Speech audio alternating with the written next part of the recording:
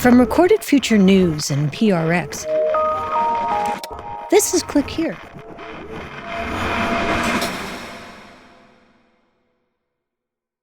Alsu Kurmasheva remembers something from her Soviet childhood that felt forbidden. Not a crime exactly, but it was treated like one. I remember our teachers telling us about how people in the West celebrated Halloween or the Valentine's Day or Thanksgiving, and they would bring the records, the music, Beatles, of course, and some jazz samples. In America, that kind of thing would have been cute, a classroom party, a footnote. But in the Soviet Union, those mop-top riffs and red paper hearts were radioactive, symbols of the things Soviet leaders feared most: freedom. Those kind of realities were not taught officially in textbooks, so they would do it secretly, and I have no idea how they were getting that. And actually, after those parties, Halloween parties at school, they would tell us not to share that with our parents. And Alsu kept their secret, though it's clear now she probably didn't have to, because as it turns out, her family had secrets of their own. Her great-grandfather was listening too, but not to the Beatles. He was listening to a sister station to Radio Free Europe, something called Radio Liberty. He was listening to forbidden news in the Tatar language.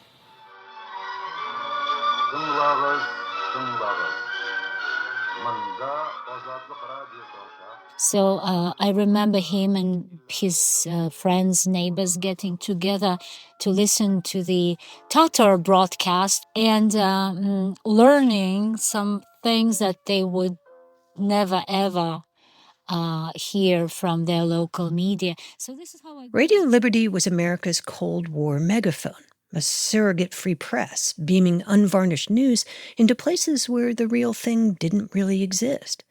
It was banned and jammed in bigger cities, but it was possible to listen to it in the country. It was from these broadcasts that Soviets learned details about things like the meltdown at Chernobyl. It's now clear that the Soviet Union has suffered one of the worst disasters in the history of nuclear power. But RFE wasn't just news. It was a lifeline, maybe even a soft sell on democracy. The premise behind it was deceptively simple. Tell people the truth, tell the stories the Kremlin tried to bury. And the hope, naive perhaps, was that the truth would tether them to something bigger, to the idea of America. And that, it turns out, was dangerous. So dangerous that Vladimir Putin 3 years ago didn't just call Radio Free Europe biased, he declared it undesirable. He put its reporters under threat. He raided offices. But what no one expected was that the most devastating blow wouldn't come from Moscow. It would come from Washington. I'm Dina Temple-Rustin, and this is Click Here, a podcast about all things cyber and intelligence. We tell true stories about the people making and breaking our digital world. And today, the story of two efforts to silence Radio Free Europe, the journalists caught between them, and what exactly fills the void when a trusted voice disappears. When RFE voice leaves those audiences, somebody else's voice will step in. And the concern is that it won't be an independent voice. The concern is that it will be propaganda voice, yes. They are waiting for that. Stay with us.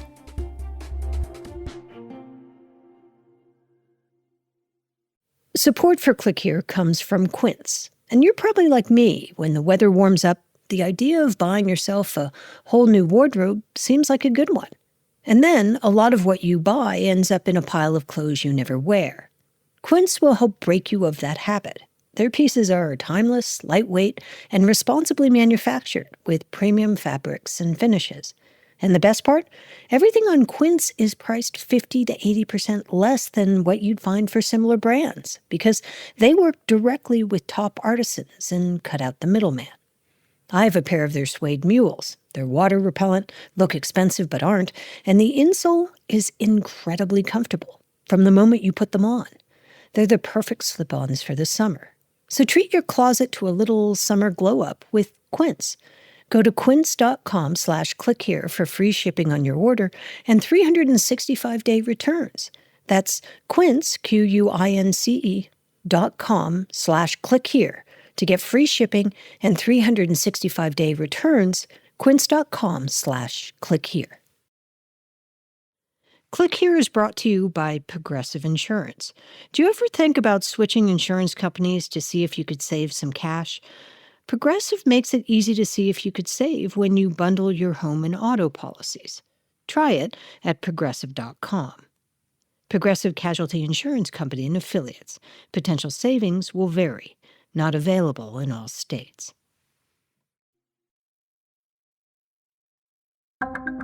From Recorded Future News, this is Click Here.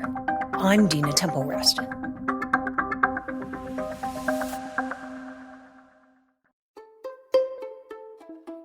Alsu began working for Radio Free Europe in 1998 from their offices in Prague. She became that voice speaking truth to power and doing so directly in her native Tatar language, beaming news to the people of the Kazan region where she grew up. Благодарю за то, что вы приняли наше приглашение. Спасибо большое, что вы пришли к нам в студию.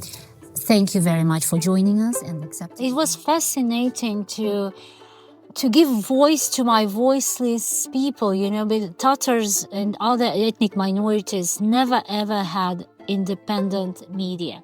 That was something they wouldn't even dream of.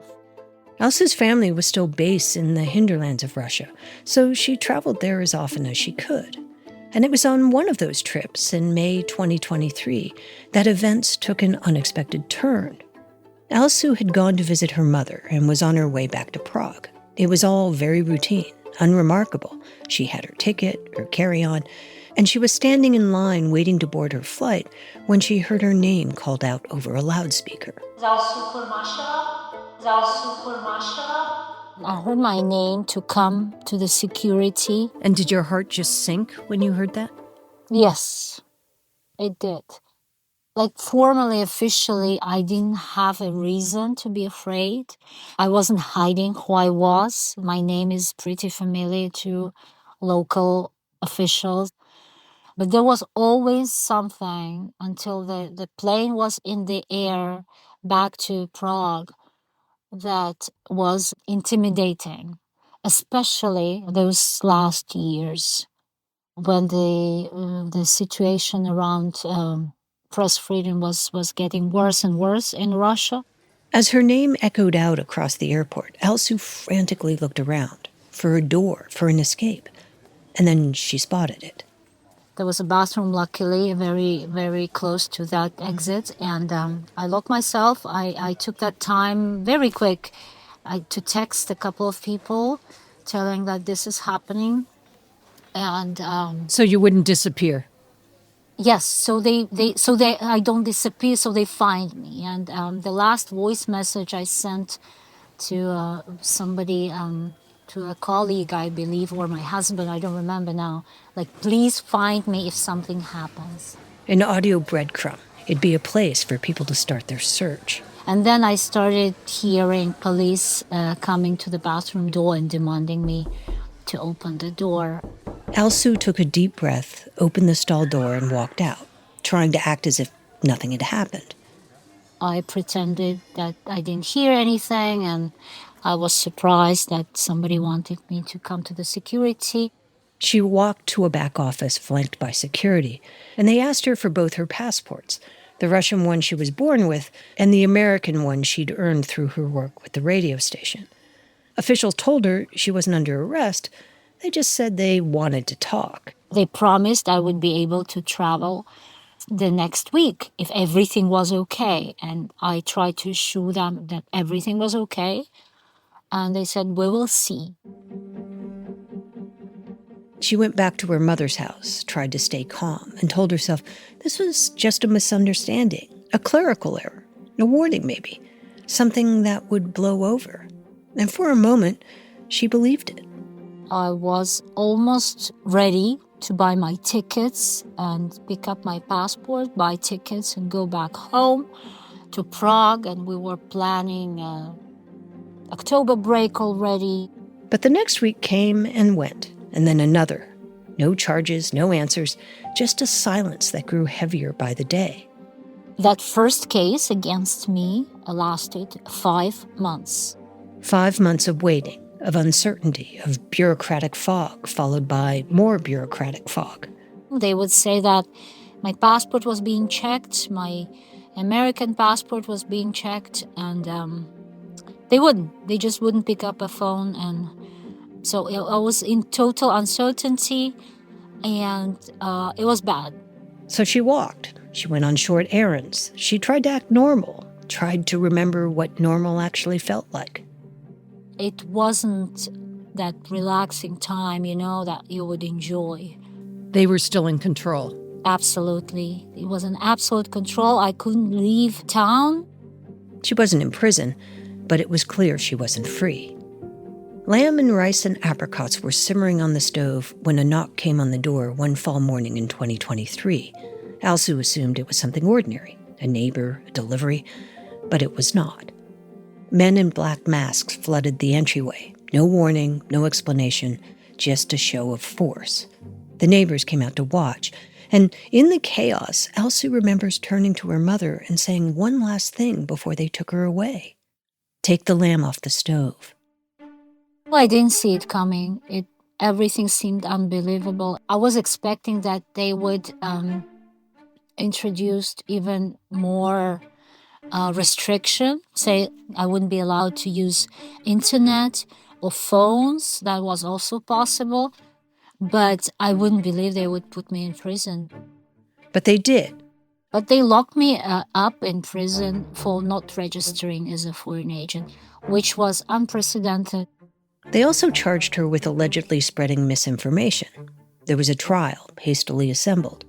I knew I was facing a long sentence. This is because the charges they brought against me, they implied a sentence from 5 until 10 years of prison. Ultimately, it came down to 6.5 years. As Alsu settled into her terrible new reality, she held on to just one hope. I was really hoping that my case would be an example of the strength of RFE, of that powerful job we're doing here at RFE, like how important our work is in Russia. After the break, Alsu outlasts the pressure of an authoritarian regime, only to discover the more insidious threat coming from an unexpected place. Stay with us. Looking for more of the cybersecurity and intelligence coverage you get on Click Here? Then check out our sister publication, The Record, from Recorded Future News. You'll get breaking cyber news from reporters in New York, Washington, London, and Kyiv, among others. And you'll see for yourself why it attracts hundreds of thousands of page views every month. Just go to therecord.media. This is Click Here.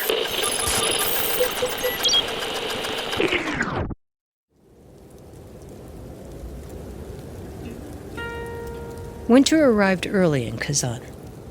The snow came fast, and Alsu did what people do in captivity. She turned inward, searching for warmth in unexpected places. We in Tatar have a beautiful saying that I'm happy with my small happinesses.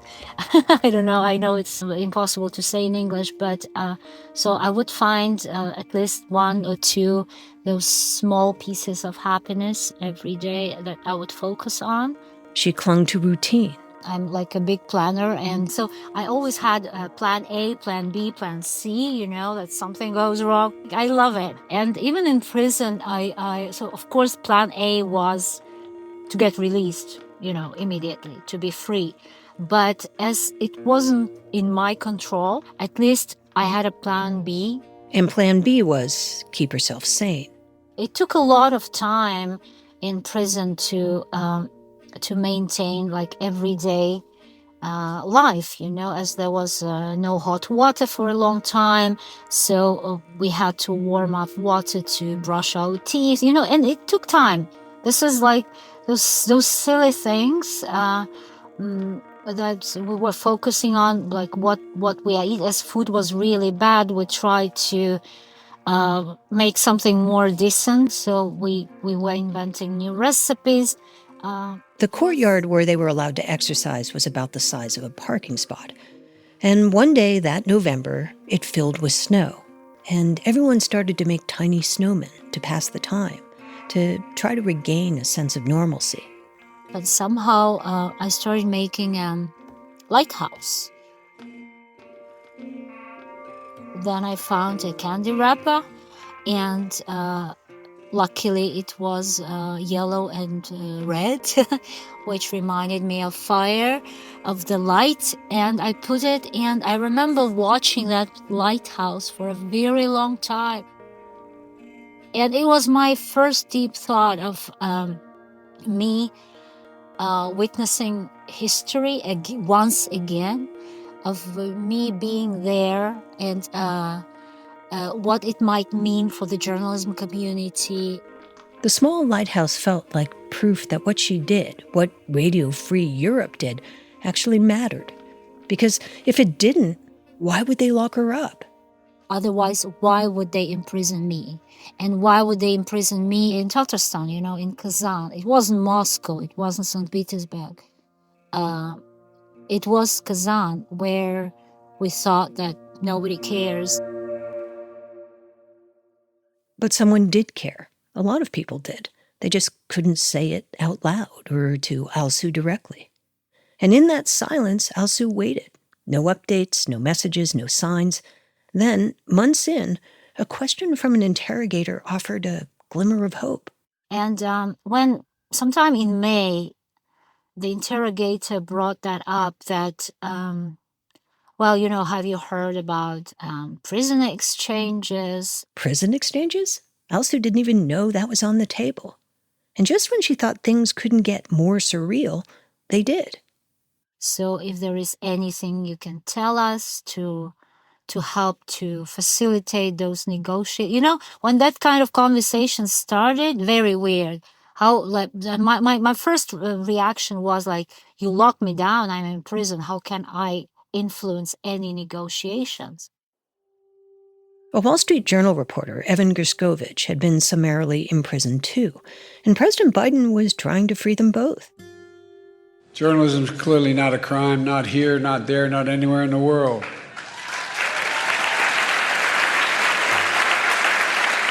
And Putin should release Evan and Alsu immediately. And then things seemed to go from suspended animation to fast forward. The investigation into Alsu's crimes wrapped up. It gave me lots of hope and strength. And when a week later I was taken out of my cell in the prison in Kazan and brought to Moscow, to Lefortovo, that was another big sign of something was happening. As unexpectedly as Alsu was arrested, she was released in what became the biggest prisoner exchange since the Cold War. More than a year after she locked herself in that airport bathroom, frantically texting for help, she was on a plane bound for the United States. The plane has landed, and we are just awaiting the doors to open and for those American former Russian prisoners to really touch down, their feet back on American soil after several years. At the airport, Alsu hugged her daughter, her husband. She even hugged Joe Biden. Alsu Kurmasheva giving the president a big hug there, too. She's a journalist with Radio Free Europe. She returned to Prague. She went back to work. She was happy to have escaped the threat from Putin's regime. This is what I loved, and I thought it will be like that always. As how can it change? That's what people need, right? And that might have been it, a rare, happy ending, had she not come across a post on social media just this past February. It started with that famous X post, right? Where somebody texted that nobody listened to the radio and Europe is free. already. And the somebody who wrote the post was none other than Elon Musk. I thought it was a joke, but it wasn't a joke. I knew that it wasn't a joke. He said Radio Free Europe was just a mouthpiece for radical left propaganda. It was the first domino to fall. This started the butterfly effect, I knew it would have an impact, and it immediately started. Just a short time later, President Trump signed an executive order that eliminated funding for the U.S. agency that oversees a roster of U.S. government-backed broadcasters. Networks like Radio Free Europe, Radio Free Asia, Middle East Broadcasting Networks. These networks are also on Trump's chopping block. The move led to the suspension of some broadcasts and placed over 1,000 employees on administrative leave. And it could end up forcing a lot of journalists back to their home countries where they could be imprisoned or worse. Though in April, a judge offered a temporary reprieve. A D.C. district judge has ordered the Trump administration to cease attempts to shut down government-funded radio networks. The court said what press freedom advocates had been arguing for months, that canceling funds already appropriated by Congress, funds earmarked for Radio Free Europe, Radio Free Asia, and Voice of America, wasn't just unprecedented, it was probably unconstitutional. The Trump administration is expected to appeal, but the damage has already been done. Part of RFE is still working, part has been furloughed, and we have even more people who want to be furloughed so we can save money. And this is it. This is what RFE is. This is what RFE will be. And if even there are any changes in its name or location or format, that core, that dedication will stay. Alsu's boss declined to furlough her. She's doing press advocacy and editing, but she worries what she's doing won't be enough. What she never expected was that the Trump administration could do with the stroke of a pen what authoritarians like Vladimir Putin have tried and failed to do in the 75 years that RFE has been around.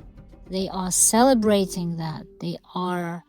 They can't believe this is happening because they wanted to close RFE down for decades. And suddenly this happened so fast. We all share one audience. There is audience we try to reach, and if RFE leaves, there can't be an empty space. Somebody else's voice will step in.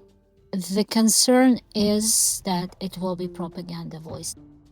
In other words, if Radio Free Europe goes dark, it won't be silence that fills the space. It'll be something much easier to control. This is Click Here.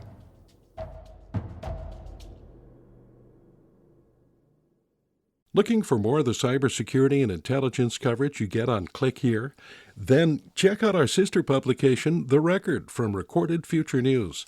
You'll get breaking cyber news from reporters in New York, Washington, London, and Kyiv, among others. And you'll see for yourself why it attracts hundreds of thousands of page views every month. Just go to therecord.media. Here are some of the top cyber and intelligence stories we're following this week, from a reshuffling inside the White House to a cyber agency in the crosshairs and a secretive video campaign from the CIA. It's Tuesday, May 6th. Late last week, news started to break in Washington. The breaking news coming out of Washington that the National Security Advisor, Mike Waltz, and his deputy are reported to be leaving their posts. There you see. At first, it looked like a quiet resignation, but then the real story began to surface. Mike Waltz and his deputy Alex Wong were being pushed out. According to multiple reports, there were two things behind it. Waltz mistakenly adding a journalist to a Signal group chat in which senior officials were discussing strikes on Yemen, and this general sense that Waltz was never fully aligned with Trump's more isolationist America First agenda. But what came next was unexpected. President Trump announced on Truth Social that he'd be putting Waltz's name forward to be the U.S. representative at the United Nations. Secretary of State Marco Rubio will act as interim national security advisor, the first Secretary of State to hold both roles since Henry Kissinger. Last week, the RSA Cybersecurity Conference opened in San Francisco. It's usually where policy meets code, but this year it was where frustration met a microphone. I can be pissed off that CISA is getting cut back and all that, and I can see the policy arguments for trying to downsize government, streamline, but when you've got Volt Typhoon, Salt Typhoon, Flax Typhoon, whatever, every day knocking on our door, we are not moving forward. Chris Krebs, the former head of CISA, didn't hold back. Make CISA great again. He's talking about the Trump administration's plans to dramatically scale back the agency, which is supposed to protect the nation's digital infrastructure. Some cyber experts at the conference said Trump was in the process of a digital disarmament. DHS Secretary Kristi Noem had a different view. She said the cuts weren't just about saving money, they were a course correction. We saw CISA get into a misinformation, disinformation campaign. They were deciding what was truth and what was not, and it's not the job of CISA to be the Ministry of Truth. And finally, a pair of China stories in the news. 俗话说筑梦人生，可惜我是为他人之梦。 The audio you hear there isn't from a Chinese movie trailer. It's from a new video produced by the CIA, one of two short films with high production values that are targeting Chinese Communist Party officials and rank-and-file officers who might be disillusioned with them. In each video, a character faces corruption, exclusion, and the sense that their future is being written by someone else. And each one ends with a decision: contact the CIA. Director John Radcliffe has said this is part of a broader effort to rebuild human intelligence networks, especially inside China. Last year, the agency dropped a dark web tutorial on how to reach them securely. It was viewed more than 900,000 times. And, finally, TikTok is back in the headlines. TikTok has been hit with a £450 million fine after it was found to send user data to China illegally. This time, it's not the US that's cracking down. It's Europe. Ireland's Data Protection Commission has fined TikTok the equivalent of some $600 million for violating European privacy laws. Specifically, they say that TikTok transferred data to China and failed to be transparent about it. The regulator found that Chinese surveillance laws were incompatible with European privacy regulations. TikTok says it will appeal and insists that no European data was actually stored in China.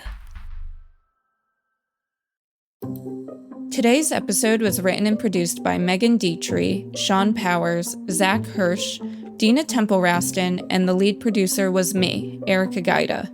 It was edited by Karen Duffin, fact-checked by Darren Ingram, and contains original music by Ben Levingston, with some other music from Blue Dot Sessions. Our staff writer is Lucas Riley, and our illustrator is Megan Goff. Martin Peralta and Jesse Neiswanger are our sound designers and engineers. Click Here is a production of Recorded Future News and PRX. Tune in on Friday for Mic Drop, which features our favorite interview of the week. We'll see you then.